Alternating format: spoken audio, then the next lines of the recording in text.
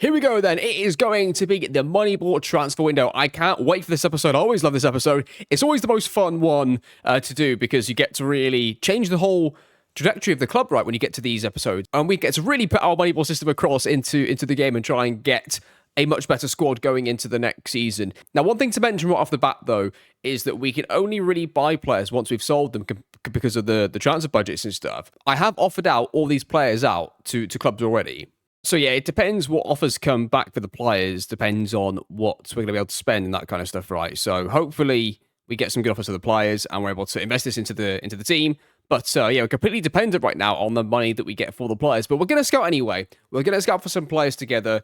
We're going to try and get some players on the shortlist and add to the database we've already got so that when we do get the players sold and we do get some money to spend, we can then spend it relatively quickly on players that we're definitely going to need based on last season. But we do have a new manager, though, of course, which could change everything. Okay, here we go then. It is time to get our scouting underway. I'm so excited for this. I'm going to make sure that the Moneyball number is at the top with me so you can see it as a quick reference point. While I'm calling it out, you can see what we're comparing it to as well. The first player I want to look at is Koué. This is strikers, by the way, just in case you're wondering. This is for strikers. So Koué here. He's on our transfer list. He's on a shortlist, already because of the stuff he's been doing in previous or leading up to previous transfer windows. He currently plays in the league below the top tier, and he has been banging in the goals all year, hitting really good metrics for his team. He's scored 16 and 16 starts, and minutes per goal of 117. XG over performance, though, is very high, which may mean that this is an outlying season for him. But I'm going to strongly consider him because he's quite cheap, and we're going to potentially need a good depth striker, and he's banging in the goals for the league below. So we're going to make sure we get another scout on him and see how he comes back. But that's a pretty good start. Okay, so there's a Spanish striker here called Paul Victor. Paul Victor plays. The only problem is the standard of football. We don't know how we can compare this because he's playing in the Girona B team, right? However, 26 goals in 34 starts, an XG over performance of 12.70. That is absolutely astronomical. Minutes per goal of 108.31, conversion ratio of 20%. And if you're scrolling your eyes along the top of the screen, you're seeing that he's hitting almost every single metric that we require, especially the major ones. He's definitely getting scouted. Paul Victor, on closer inspection as well, was loaned to Sabadell and loaned to Barcelona and Barcelona B, playing 3 matches for the Barcelona first team. So he's probably a decent youngster, you'd think. I mean, and the other thing is his contract. So he's got a few traits there as well. Like, some in the way now. Like, that is just impressive stuff. Like, I think he's definitely going to be worth somebody to look at, but he's definitely good on the shortlist. We're going to scout him. Hopefully, should we just offer him a contract now while we can? Because we don't have to put any transfer offers in, right? So we may as well just do this right now. Let's just say regular starter. We'll just, we'll just say regular starter. He's agreed to that. Right, now, I don't want to lose him, but I don't want anybody above this, really. You can go above it for next year, but unless they're an absolutely guaranteed top-level player, I don't really want anybody on a wage above this, especially while we're not in Europe next year, so we'll offer him that contract. He wants a bit more. He isn't going to get more, not on the wage anyway. Well, mate, if we somehow enter the Europa League, you can have that. How about that? We'll raise that a little bit. He's taken that. We'll see if he takes that as an offer. If anybody else comes in for him, though, I will try to offer him a new one. Like, he's got a lot of interest in him, but he doesn't have any offers on him right now. So I'll monitor that and try and make sure that he doesn't sign for anybody else, but I don't want to go too much above the 7,500, though, I just don't want to do that, but let's see what happens. I mean, there's not a lot of options for strikers here. We've got Fabricio Oviedo here. He's 21. He's got 9 goals in 18 appearances. Extra performance is 3.35. That's actually not too bad. Minutes per goal is okay. Conversion ratio is good. It's 21%. It's above the 19% that we need. Shot on target ratio, 48%. We're looking 55, bit below on that. What does he get? Shots per 90 gets off 1.22. Looking for slightly more than that, but that could be down to the team that he's playing in, of course, if they're not doing too well. Dribbles per 90, he is slightly above that too, which is good. Open lucky passes, not really too bothered about this stuff, are we? And he's not the best in the air, but he's going to be somebody that we're going to monitor and add to the database. Okay, so the other thing to be aware of, though, is that although we're looking for strikers, as long as we get one, I think that's fine, because Matthias Barbero, when we signed him, had actually pretty good stats for a striker, right? And in his limited opportunities, he's done pretty well too. He's only had 2 starts. So, I mean, like, if we do sell Amora and we only replace him with Polvera, who's already at the club, plus maybe one player that might be okay, I think that's fine because Polvera sort of needs half a season to really show if he is going to be the player that we signed. He's not been given the opportunity yet, so I'm not too bothered about the striker position, not because I'm absolutely sure Polvera is going to do it, but he hasn't been given the opportunity to yet, and I don't really want to write him off when he's not been given the chance to play. However, the players that we've just scouted at striker, I think are all pretty decent options, and we've still got players from last year too. Don't forget, Bialek last year was somebody that I really, really liked that we just missed out on a free transfer, and if he became available for something very cheap, I would sign him. The only issue now, he's on 14 grand a week, so that's not great, is it? It's really not good for our wage structure at the club, so maybe as a loan? Who knows? Apparently, Collado can play striker too. We've already signed, so that's good. Okay, so now looking at wingers. We're looking at wingers here. Brian Mendoza's got great stats. He fits all of the criteria we're looking for, but he's played 1 game, so it doesn't count. Conan Ndiri, though, is very, very different. He plays in our own division, and he's hit every single stat that we look for in a winger, he has managed to hit. So that is a absolute no-brainer if we had the money to sign him. And you never know, with the amount of players that we're looking to sell, we may end up having enough money to sign him. If we do, I'm 100% signing him immediately, because to have a winger that has hit every single metric would be absolutely incredible. And he's hit all the metrics in our own division, so even better. He currently plays for Leuven, who finished second in the Championship group. They had a very good season, didn't they? Finishing second, and finishing second when they were expected to finish 8th. So really, really good stuff from them. And he's probably a big reason why. Playing that well, scoring that many goals, getting that many assists from the wing positions, 5.34 dribbles per 90, absolutely brilliant. Sprints per 90 are good. I really like this guy. Conan Ndiri, if we can get him, if there's any chance of getting him for a realistic transfer fee and realistic wages, I will be doing it. Now, what is a realistic fee? If he was to repeat those stats in our division, year on year on year, that is an absolutely elite level winger for our division. So, I mean, what price do you put on that? It's so hard to get wingers, you know. I've always found getting wingers for good value is the hardest thing to do in these kind of saves. So I don't know what the exact figure would be. I would probably say if we had like, I don't know, 30, 35 million pounds to spend at the end of the window, which I don't know if we'll get that high, but like, let's just say if you were playing as a team and we had a bit of money to spend, I'd happily pay like £7.5 to £9 million for him for the stats, the outputs, and knowing that he can do it in this division too. So I think they've undervalued him a bit, even though he's still quite expensive. And he's only, I mean, we've got a chance of getting him as well. He is definitely the number 1, 2, and 3 target for the wide positions if we can get him. And I bloody hope we can, because that is absolutely brilliant stats. I can't wait to sign him if we can. Only other thing I've dropped here is dribbles per 90. And we've got Santiago here in the Argentine division. He has got a stats of the following. Dribbles per 90 of 2.12. That's going to be low because I know I've just lowered that. So I know that's going to be low. So apart from that, let's move on to everything else. We're looking for a cross completion of 16%. It says 0.16, but that is 16%. And he's got 32. So he's got double the amount that we need. And so look at sprints per 90. We need 14. He's got 15. Open play key passes per 90. We're looking for 1.5. He's got 2.12. Very, very high. Open play key passes per 90. Very, very good. Chances created per 90. We're looking for 0.48. He's a bit below on that, but he's higher on the open play key passes. Progressive passes per 93.19 is what he's got. We're only requiring 3.14. Conversion ratio, he gets on base for this position. 13%, he's got 29. This is another great signing, potentially. He's doing it in a different level of football, so I would pay a lot less for him than the previous player. But, like, I mean, let's just say, right, both of them have got similar stats outside of the dribbles per 90. The only difference between the two of them might be of the role they're being asked to do. Like, that might be the only difference, really, between them. Now, it's hard to predict that because they're playing in two very, very different divisions, right? And potentially in very, very different level teams. And then on top of both of those things, the player role makes a big impact too. So there's so many variables that can go into these things. But on the face of it, he could be a very good option. He's definitely my number 4 option because Ndiri is options 1, 2, and 3 for the wide positions. I'm not going to lie to you. I'm looking at number 10s here. I don't know what to do. I don't know what to do here. I think we're going to have to skip this position altogether this year. There's literally nobody. And I mean that. I mean, there's nobody. We have got the players on the existing list already. There are a few players that I looked at last year.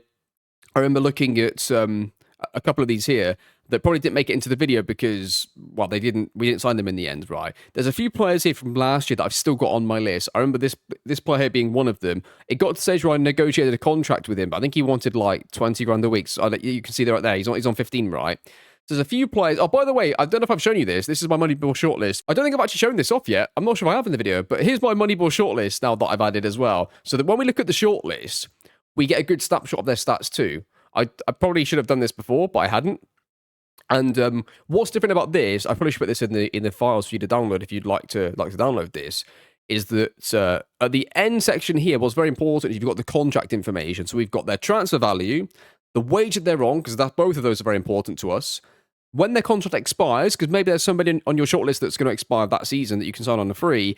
And then crucially, if they've got a minimum fee release clause. So this is quite useful, actually, this little snapshot here. But so let's just tick this first to see who's actually interested in signing for us. There you go. There's a few players here. So looking at the central midfield players that I had for last year on the list, he's one of them. I would say Sommers was another that I was looking at. So those are two potential options. And then that's it. Because everybody else there doesn't play central midfield. All the other players here are not currently interested in joining us. So that's not good. So maybe we bring in Amara. Maybe Amara comes in. Maybe he's the option. In fact, let's just double check. What's good about this, right? What I do like about having this view right there, like this. Now, I haven't done it per position. I've just got one view that covers most bases. You've got a shooting section here. It's a bit like the main view, really, but with a bit more information on. So you've got your shooting and your attacking here. Then you've got your passing and creating and your dribbling all sort of like listed here. Then it's your defensive metrics. Then it's your aerial metrics. Then it's the cost value of it to the right, okay? So then what's good is that, let's say you've got a player on the shortlist, you know that player's already hit your metrics in a previous year, you can then see a very easy snapshot what their metrics are for this season too. So comparing him to a number 10, let's try and get him near the top there. Let's see what we've got here. So it's not going to match up stat for stat because it's a different view that I've got that's listed here, but let's just try and work this up together right now. I'm going to focus really on these 5 stats because I'm looking for something I'm looking for in possession metrics more than out of possession. So open play key passes per 90, he's got 1.45. We're looking for 1.61. So it's low, but it's within realms, right? Realms of possibility. Progressive passes per 90, he's got 3.62. We're looking for 3.8. Again, it is relatively close. Chances created per 90, we're looking for 0.58. He's quite low. He's quite low on that, and he's quite low on dribbles per 90. So he's a little low on the creation, and he's going to be expensive in wages. So he's probably not a good Moneyball signing for us. So that's a write-off, really. And then if we look at Sommers as the last potential option, open play key passes per 90, 1.26. We're looking for 1.61. Progressive passes, 3.69. He's close on that. Chances created per 90. So he's above that. Dribbles per 90, he's above that. His conversion ratio is pretty good too. Sommers is then a good signing, but he's very, very expensive in transfer value and then not as expensive in wages. And then he's not quite as expensive in wages, but the transfer value is going to hold us back, I think, quite a bit there. But he's somebody else that we could potentially sign if he would be interested. Is he interested in signing for us, by the way? Oh, Sommers is. Okay, so he is literally the only option I see for central midfield if I was to sign somebody. And I partially put it down to the fact that I just don't think we've populated enough players in the player search, which means I need to just get my scouting upgraded. We need to just get the scouts upgraded, get some more in, get them out scouting players so we can populate this list slightly more. I think that's a part of what's happened here, which I did mention that before that they give me 4 scouts. I've got up to 5 now, right? But I probably should get all this start going here because it might be costing us with players. But that's the first time I've ever really struggled to find somebody. If I was to sign anybody at this point, it would be like they'd be really low on at least 2, maybe even 3, maybe even 4 metrics, and might be hitting only 1. So obviously it's not good enough. Okay, so this list has actually showed up quite a few players. We're going to start off with Fabio Matias in the Brazilian First Division. He's got open play key passes of 1.14, which is slightly below the Moneyball number, but not too far. Chances created per 90, 0.21. Which he's below on that. But really, this is like a pivot position, so I'm not too bothered about that. I should probably, ideally, if I was to redo this view, I would do this the other way around. I probably would have started with the defensive metrics first. I think originally, when it said central midfield player, it was going to be like a box-to-box. And then eventually what I ended up doing was just having a box that covers sort of everything, but really for pivots, you'd want to see all of this, and then just a number 10. But originally, I was going to do 3 different ones, and I ended up doing only 2. That's why it's effectively the wrong way around for me. But if I was to do it, I would probably just reset this. But yeah, so let's just skip actually to the defensive metrics. So tackle win ratio, he's above that by 3%. Tackles per 90, he is slightly below that, but it's really close. Interceptions per 90, he's above that. And then the other one that I like to look at is possessions won per 90. So of the 4 main immediate defensive metrics that I look at, he is above on 3 and really close on the other, right? So looks like an absolutely perfect signing. And who's he wanted by out of interest? He's wanted by Porto, which is quite interesting. We'll get him scouted. That's a good option. I feel a bit better about that, considering we had such a struggle for the number 10 position. At least we've got somebody in the pivot position that looks like they're going to be a really good signing. If we were to do it, of course. Quite a big gap on the transfer value. Hopefully when we scout them, that gets narrowed down a tiny bit, and we can figure out exactly how much they're going to want for him. But that could be a really good signing for us. Stege Rezink looks pretty good.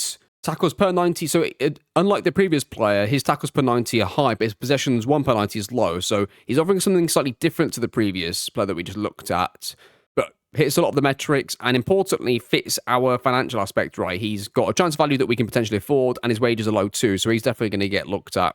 Now, Victor Bobson is like splitting the difference between the two. He's got higher pass completion than the previous player. He's not quite as creative here, but then he's got more possessions won per 90. So you've got a slightly different kind of player here. And again, he fits us financially for what we're looking for. It's a good value for the stats that he outputs for us, and at a good level too, which is always something that you need to consider. Andreas Muller again looks pretty good across the board. Going to give him a scout. Okay, so time for the wingbacks to be scouted. The first player to look at is Haldasar. Again, he looks a bit like Pereira, doesn't he? He plays in the Portuguese Premier League. Very low transfer value, very low wages, hitting a lot of the metrics too. Dribbles per 90 is a bit low on. Cross completion is slightly low too. But then once you get into like sprints per 90, he's above that. Open play key passes, he's significantly above that. We're looking for 0.92, he's got 1.30. That is pretty high, isn't it? Chances created per 90 is slightly low. But again, then you go back to progressive passes, and progressive passes were absolutely bang on. Tackle win ratio, we are looking... So tackle win ratio, we're looking for somebody with 79%. He's got 87. And then on top of that, he's making 2.87 tackles per 90. And we're looking for 2.59. So he's hitting defensive metrics really well. He's hitting some of the in-possession ones too. If we were to lose Pereira, if we were to get like a offer of like, I don't know, 5, 6, 7 million pounds, I wouldn't even hesitate to take that if I could get Haldasar in for like 2 million pounds and on £4,000 a week. Because even if he's a slight drop-off, the drop-off isn't £3 million worth, you know, like he's going to be really, really close to Pereira from what the stats tell us, of course, because you never really know when the season starts and how he plays, but what the evidence tells us, but scientifically what that tells us from the stats is that he would be a pretty good player and replacement for Pereira if we need to generate funds, which is sometimes what you've got to do, right? Sometimes you've got a player who's playing very, very well, but their valuation's slightly inflated, not by much, but a little bit. But then you've got a replacement lined up for like a quarter of the price. And in our situation, we have to make that transfer to then reinvest that in the other areas. That's the stage we're at with the finances. So we're going to scout him. He's going to be a good player, I think, if we bring him in. Okay, right back's been slightly more difficult, but I've got 2 players here, I think. We've got Neal and Franco. These 2 players that I've just highlighted for you right here. Draws per 90, Neal's better than Franco. Cross completion is exactly the same. Sprints per 90. Now has got 21.42. What are we looking for? We're looking for 13. Like, that's absolutely off the scale. Open play key pass. I mean, to be fair, I'm saying in both of these players, but really Nail's a much better option, isn't he? Even tackle win ratio is only 3% better to Franco. Tiny bit more tackles per 90. But then interceptions goes to Nail. And then even headers... Then possessions one goes a little bit to Franco. So out of those 2 players, Nail is definitely the number 1 choice, and Franco would be the second choice. But at least there's 2 options there to bring in if we need to bring it right back in at some point. Okay, time to look at centre-backs, and let's have a look through and see what we get. So Facundo Garques is the first player, Argentine Premier Division. It is going to be a tackle win ratio of 84%. We are looking for 77. Tackles per 90, 1.65. We're above on that too. Key tackles per 90, 0.37. We're looking for 0.28. So it looks pretty good across the board for my liking. Possessions 1 per 90. He's got 20. What are we looking for again? Only 80. He looks pretty good to me. Is he good in the air? 73% header-on ratio. And he's got that too. So I quite like the look of him. Facundo Garques looks a pretty good option, and he is going to join us. If we need a centre-back, that is, of course. Daniel Gonzalez is another option. Only 15 appearances. Tackle win ratio of 86%. That is very, very high. Key tackles penalty 0.34. That's pretty good too. Possessions won is 17. Again, we're looking really, really good across the board here. 84% header one ratio, and he wins 5.60 headers per 90. I really like the look of him. I think he looks really, really good. So we're going to give him a scout. And he's wanted by a few clubs, actually. He's wanted by a few clubs there. So that's quite interesting. We've got two players from the Danish League, Hugo Anderson and Lars Kramer, both hitting a lot of the metrics that we're looking for too. Tackle ratio is identical between the two. More tackles per 90 for Kramer. Key tackles per 90 is almost identical. The interceptions then goes to Anderson.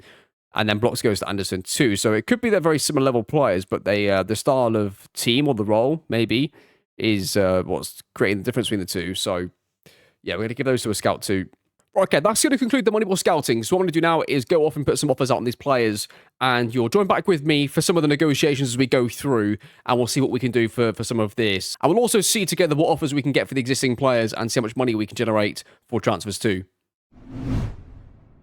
Okay, so I started to negotiate with Leuven for Conan and Deary, and they want a lot of money for him. I just think that's a bit too much money. We can't really afford to spend that. It basically means everything that we sell Amora for, we're going to replace him with one player. And I don't know if we can really afford to do that. Obviously, that would have to go. What can we accept? I mean, I guess maybe 3.8 up front, and let's just go maybe 4. Let's go maybe 4. I mean, they'll take that. That's like half the price that we're selling Amora for. Right, let's see how much we can get them for here. Like, I don't mind going above the wage amount for him because, like, I want way too much wages, I think. Like, what's Amora on, out of interest? I mean, Amora's on 5.5. I just don't think we can do that. Not that much wages, I'm afraid.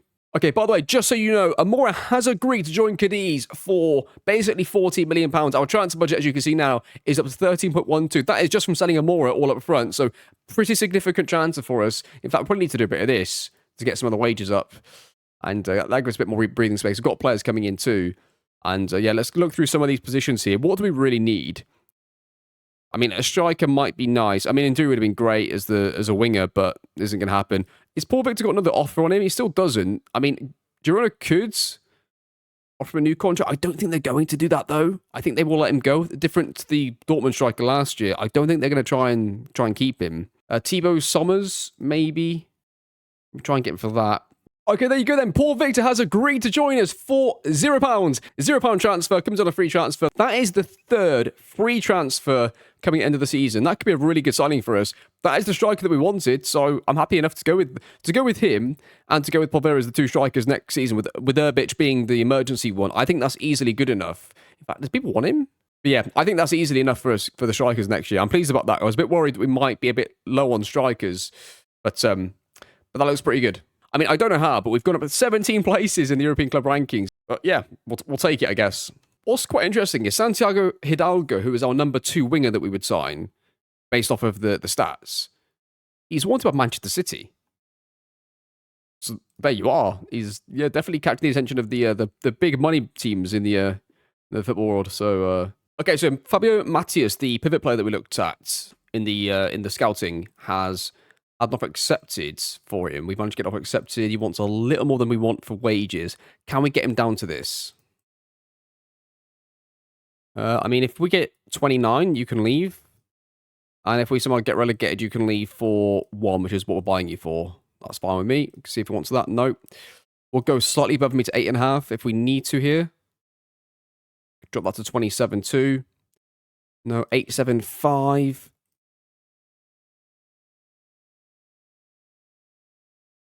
Okay, he's going to take that. That's his contract for Mateus if he joins. If Porto do make an offer, it says Porto interested. If they make an offer for him, they'll almost definitely beat us to him because we can't afford that. Sorry, it's 2.5 million that we're going to be signing him for. There's a release clause in his contract, which is always good to see. Andreas Muller is one of the other pivot players that we're looking at. Don't forget, Arbeloa is going to play a 4-2-3-1, so we're going to be using 2 pivot players, and you would at least want one of them to be a bit more and maybe adventurous going forwards. Locked in the wage there. He wants a lot of kick-ons to this. I just want to see the report on Muller again. And the reason I like to use this, even in a in a Moneyball save. So it's really good for understanding the type of player, because two strikers could have completely identical stats, right? And they could both be, I don't know, let's say 5'11", 6 foot.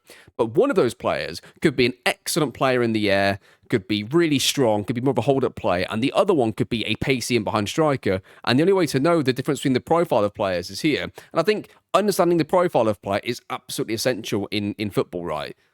Just throwing in a striker with a bunch of stats is great, but you need to know the profile of player. And in the book, How to Win the Premier League, they actually speak about this quite a bit. They categorise midfielders into 4 categories, and they speak about that Ian Graham speaks about that in the book. So there's precedent for that massively, for being able to categorise players and put them into categories. So that is very much in line with Moneyball-esque recruitment done in real life. So they rejected that. I mean, he's got a 2.7 million release clause for a first choice right back. What are we going to pay for him? I mean, they'll take less. Okay. So the weird thing is, right now, the bank balance isn't an issue. We've got 4 million. We've got 4 million in the bank with a massive transfer to come, by the way. We're under the transfer debt. The issue isn't really the bank balance. It's the transfer budget that we've been struggling with. So I don't mind using some installments here, because it's not really the cash that's the issue. It's just the budget. So, I mean, they want that, do they? Can we get it for 3.8 maybe? I mean, we'll reevaluate. I mean, like, this is getting a lot for a player that, I don't know, 4.4. I don't know if that's a good deal. I feel like he wants too much wages as well, so walk away from this one. But the right back is potentially an option here. £1.5 million to be a starting level right back. He wants that for wages. I mean, this is fine. This is absolutely fine. That's a really good deal. Oh, if we can get him for £1.5 million, a player that plays in our division already and is going to take £5,750 per week, that is an excellent signing. Absolutely brilliant signing if we can get him to join us. Then him and Sameh can compete for the right back position, but then Sameh can play centre back too, so that's pretty good. Okay, so dilemma time. So do you spend £11 million on Ndiri, who plays in our division, has got the perfect stats across the board, and has done it in our division and wants about 15 grand a week in wages? Do you do that? Or do you buy Hidalgo for about half the price, a tiny bit less than wages, but obviously his stats that he has hit is not in the same division as ours? We can't quite take his stats for granted as much as we can for Ndiri. So which one do you go for? Now, obviously, I said at the start, Ndiri is the one that I would love to side. And if he was a tiny bit cheaper, I would just try and really go all out for him. But we saw what happened with the last negotiation, right? So just comparing him to Hidalgo for a second. You take a look. So what do I always say about wingers? For me, a very, very important stat that I like to look at is conversion ratio. And I didn't realise, till looking at it just now, Hidalgo's got 29%, which is far more than Ndiri, and his shot on target ratio is better too. And on top of both of those things, open play key passes per 90 of 2.12. That's incredible. That is so good. Of course, the dribbles per 90 is massively dropped. That's what Ndiri is really good at. But he's hitting quite a high number. Not many players. In fact, if I was to sort this by dribbles per 90, the next closest player's got 3.27. You know, so for Hidalgo, they will only accept his release clause, which is $5.5 million.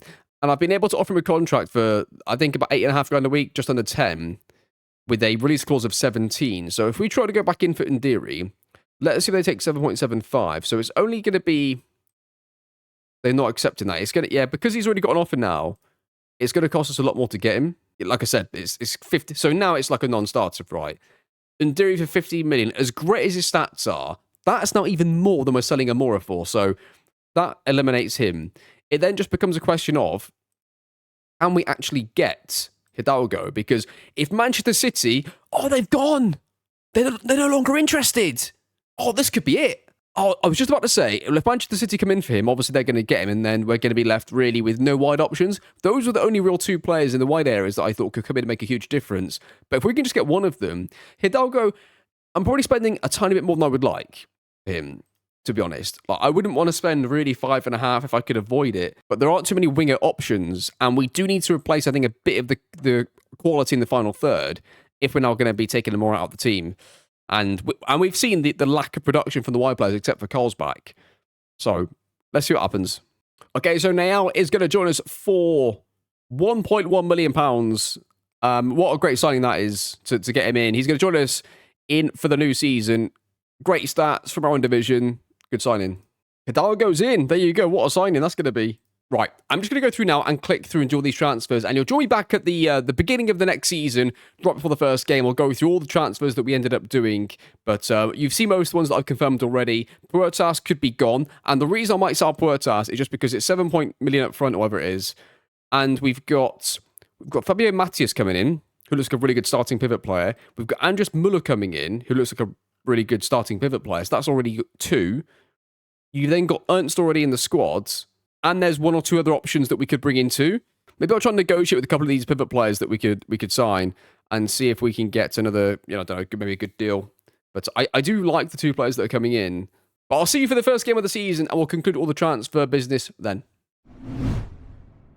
Okay, the transfers are done for this summer, at least for right now, unless anything happens between now and the end of the actual window. But at least as far as I'm concerned right now, the transfers are done. We have completed our Moneyball transfer process for the 2025 to 2026 season. So let's see who we managed to bring in. One thing to note, as we have now started to sell players that we brought in from our Moneyball system, we will now be doing player attribute reveals, but we'll be doing it at the end of the season. So at the end of this current season, we will do player attribute reveals for the players that we let go during the course of this season. So all the players that we've let go this summer that we've brought in ourselves through the Moneyball system, we'll be doing player attribute reveals on all of them to see how we think the deal was, whether it was any good, whether it was bad, and everything in between. That is going to come at the end of the season. It's not something I'm going to do right now. We'll do it always at the end. And there are quite a few players that have left. So let's get into it. I'm going to start with the players out. As you can see, starting back in the latter part of the last season, it's going to class these as. We managed to let go Rasmussen for £3.5 million. Facundo Leiva went for 900. And more than to leave us for £14.75 million. And I did sell Puertas. Puertas left us for £7.25 million to potentially a title rival, but I'll explain why in a second. Fede Leysen left us for £825,000. Matthias Ayas here. So we signed him on a free transfer and we sold him for £220,000. That's a pretty good piece of business for us there as well, which is always good to see. Ivan Chapello, I sold for £1 million. He came in for 950, was sold for £1 million, tiny bit of a profit there. But the reason I sold him was that I feel like we've got enough players in the wide positions, and I don't think he was really going to play too much, and his stats weren't super impressive, although he wasn't the problem. So he leaves for £1 million, and we get a little profit on him there too. Jan Urbic signed on for 45 grand, sold 165. Really small profit margins, but I mean, he came in, he wasn't really used, and he's been sold on, so that'll do. Ewil Murillo signed on a free transfer, sold for 425 grand to Leuven, who had a really good season last season.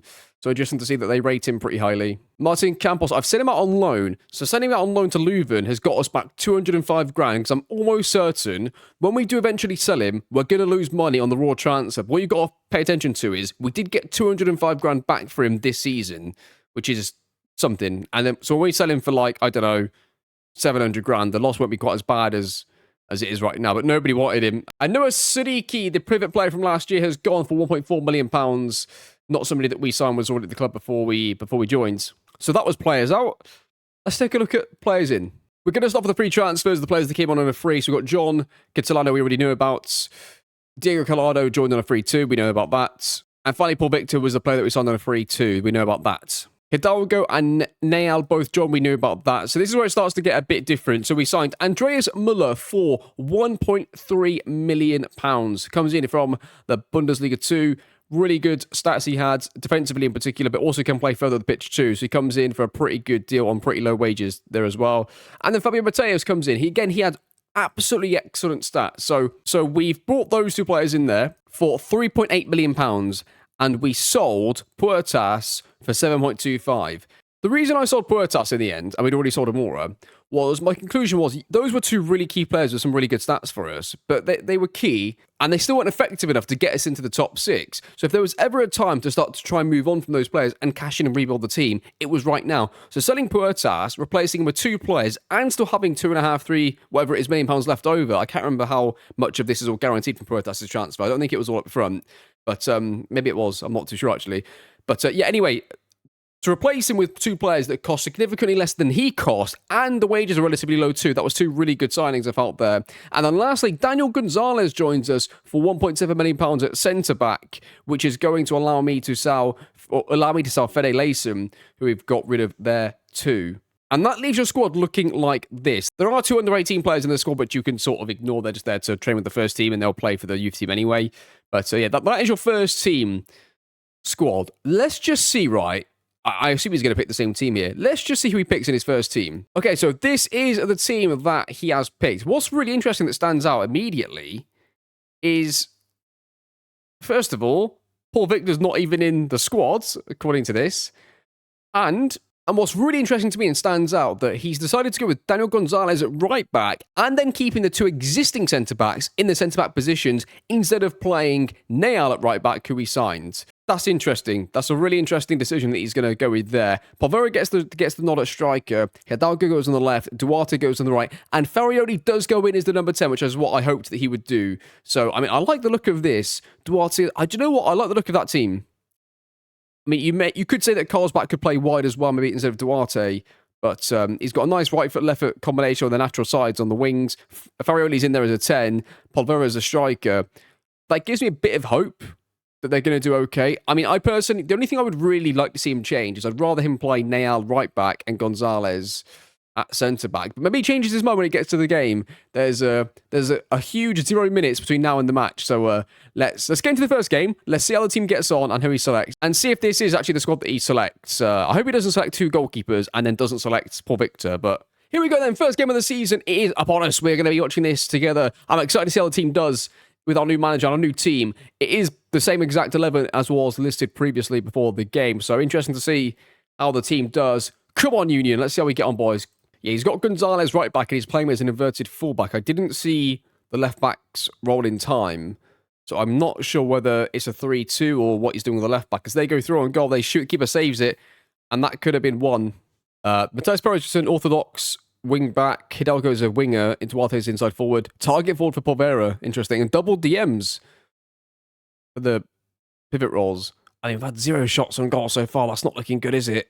Well, just before half-time, I managed to get our first shot on goal, so we're going to celebrate the positives. We're going to celebrate the small victories in the game. We've managed to get our first shot on goal. It's not looking good, is it? Let's just be honest. Ain't looking good. But it's 0-0, and we've got a highlight. Here we go. Muller gets it into Matthias, the left-footed pivot player. Hit into Hidalgo. Plays it across. Duarte! And it's 1-0. Come on, boys! The Moneyball team gets the goal. They've rode their luck a little bit. They've defended when they needed to, and they get themselves a goal to make it 1-0. What a goal this is. The lads build the attack from the right-hand side over to the left, and it gets played back across. Hidalgo, our new signing on the wing, plays a great ball across. Duarte scores, and that's going to be 1-0. He's made some subs. He's brought Carl's back on the left-hand side for Hidalgo. I tell you what, lads, if the lads see it out from here with 0 highlights after that first highlight for the goal in the second half, that is like taking the new era of the team and meshing it a little bit with the old. What a blend of performance this could be. Go and score a second just to cap it off. What a first start to the season. Come on. What a first game to the season. Oh, it's over the bar. Tell you what, boys, round of applause. Absolute big 1-0 win away from home with a massive clean sheet, a nice goal to go with it. I'm happy with that, and that is 1-0. There you go. Finishes 1-0 to the boys. That is a brilliant start to the season. I'm happy with that. I just loved how we scored and then just basically didn't generate a single highlight for them for the rest of the half. They didn't have a single highlight in the second half. And I don't know if... I'd have to go back and check the video. I'm not sure their XG went up at all in the second half. Like, let alone it being a highlight. Did they get any clear-cut chances? They had 1 clear-cut, 2 half chances, but that could have both been in the first half, right? So, I'm happy with that. What a start. What I'm going to do now, I'm going to continue through the rest of August because it's still, the transfer window is still technically open. And you'll come back and join me at the end of August. We'll see how the team has started the season. And if any transfer activity happens between now and then, you'll come back with me. We'll talk about it. We'll go through it and then, and talk about it and decide stuff there. For now, unless things change, I'll see you at the end of August. And we'll see how the team started. We'll do the transfer deadline day together in case we need to do something. We've still got quite a bit of money. I'm going to put some of that into the wages. That is now easily enough money to sign 2 first-team players. 2 first-team players for just under 5 million each and on probably, 15 grand a week each. That could be 2 absolutely key first-team players if we wanted to do it. By the way, finances look like this. £17 million in the overall balance. We need that because we don't have European football this year. Transfer debt is still in the, it says obviously minus, but obviously that's a positive thing for us. We're getting more money in than we're letting out. And projections look like that. So all looking pretty good except for the projected transfer budget. But yeah, okay. I will see you in a few weeks' time and let's see how the team started the season. So the month of August is over. We have played our entire start to the season now. How has the new manager done? And was it better than last year? The answer is yes, it is much better than last year. We have played 7 matches, we've got 11 points, 3 wins, 2 draws, and then the 2 losses too. The fixtures look like that. So, I mean, Leuven had a good season last season, didn't they? So, I mean, so maybe to be expected. Anytime you lose at home, it's never really something that you want to accept. But a Club Brugge, I guess, maybe. I'd say it's a productive start. Like, you can see that could be a really good platform to go on to have a really good season. Is it an absolutely world-class start on itself? No. It's just going to keep us in that sort of top championship group mix. It's a good platform to start off with. I think that if we keep this going into January, it's going to keep us in that championship group sort of area, which is what we obviously want to see. But it's always a small sample size. If we were to do like 10% better, we'd be really up there. If we were to do 10% worse, we could be maybe slightly below the championship group. But it's really close. Right now, it puts us... I mean, yeah, we're doing okay. We're doing okay. I'm not going to go through the stats really right now because it's too early. We'll do all that in the sort of January episode, I guess, as it were. But yeah, anyway, that is going to do it. That is going to conclude today's episode. For the next one, what we'll do is we'll come back and it'll be the same date, essentially. It'll be early September, maybe. Every month that goes by, we'll come back and do an update together. So I'm not going to holiday straight through from September all the way to December. Then you just sort of catch up and half the and quarter of the season's gone. So we're going to come back before the next game.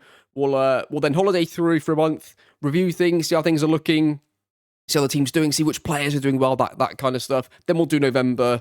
Then in December, that'll be our opportunity to do a proper mid-season review where we'll go through really in-depth all the stats, all the metrics, evaluate all the players' performance, evaluate the manager's performance, and then see how that sets us up going into the January transfer window, where we'll then look to do our Moneyball Scouting and look to maybe sign some more players too. Because don't forget, we have got quite a bit of transfer money left over, which gives us a really good position and platform to go and sign players again in January and potentially get us that extra 5%, 10% improvement that we need if we need it at that stage and at that point. Wow. What a day. What a performance from the whole club to get the club where we are. I feel like with the new manager and the new team, we are looking really, really good. One thing to watch out for is the amount of striker goals. Povero's got 2 in 6. Duarte on the wing has got 2 in 7. I think strikers are a position to watch out for, and we'll see how that will develop across the season. But that was really fun. I enjoyed that. Hope you did too. Thank you so much for watching. Hope you enjoyed the series, and I'll see you all, of course, next time.